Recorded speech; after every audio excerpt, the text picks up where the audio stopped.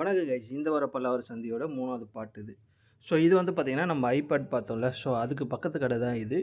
இதில் வந்து பார்த்திங்கன்னா எப்பயுமே வந்து ஸ்பீக்கர்ஸ், இந்த ஹோம் தேட்டருக்கான ஸ்பீக்கர்ஸ் வந்து நிறைய இருக்கும் எப்பயுமே. ஸோ அதுக்கு அடுத்து வந்து பார்த்திங்கன்னா நிறைய எலக்ட்ரானிக் கேஜெட்ஸ், ஹெட்செட் அந்த மாதிரியான பொருட்கள் நிறைய இருக்கும்.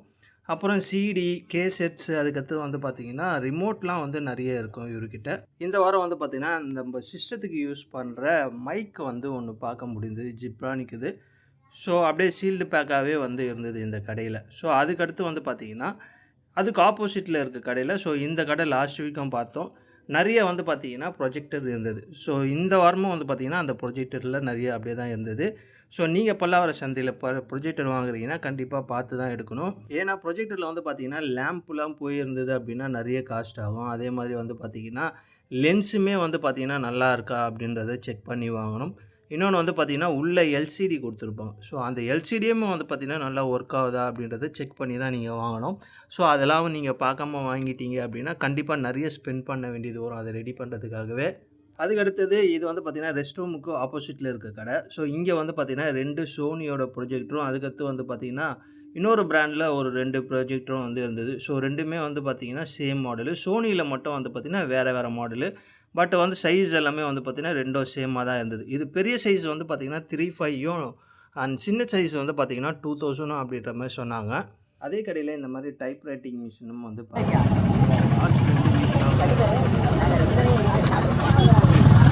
ஸோ அதுக்கு பக்கத்து கடையில் இந்த மாதிரி அதுக்கடுத்து வந்து பார்த்திங்கன்னா டார்ச் லைட்டுமே வந்து நிறைய போட்டுருக்காங்க. இன்னொன்று வந்து பார்த்திங்கன்னா இந்த கடையில்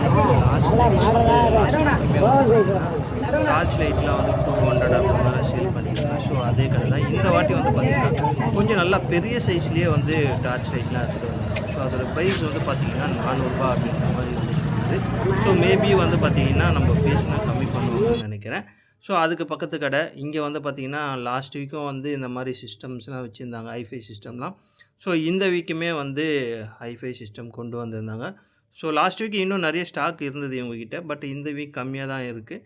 அதுக்கடுத்தது இந்த மாதிரி ஒரு பழைய வின்டேஜ் ஃபேனுன்னே சொல்லலாம், நல்லா வெயிட்டான ஒரு ஃபேனு. ஸோ அதுக்கு பக்கத்து கடையில் வந்து பார்த்திங்கன்னா இந்த மாதிரி கோல்ஃபோட ஸ்டிக்லாம் வந்து இருந்தது. ஸோ இதோட ப்ரைஸ் வந்து 700 சம்திங் சொன்ன மாதிரி ஞாபகம்.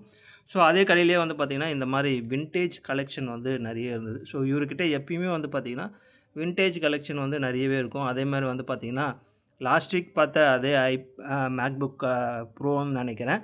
ஸோ அதுவுமே வந்து இருந்தது. அப்புறம் அந்த பழைய டெலிஃபோன் பூத் பார்த்திங்களா, ஸோ இதுவுமே வந்து பார்த்திங்கன்னா கடைசி 2 வாரமாக பார்த்துட்டு தான் இருக்கும். ஸோ இந்த கடையில் நிறைய இன்ட்ரெஸ்டிங்கான பொருள் இருக்குது, அப்படியே பாருங்கள்.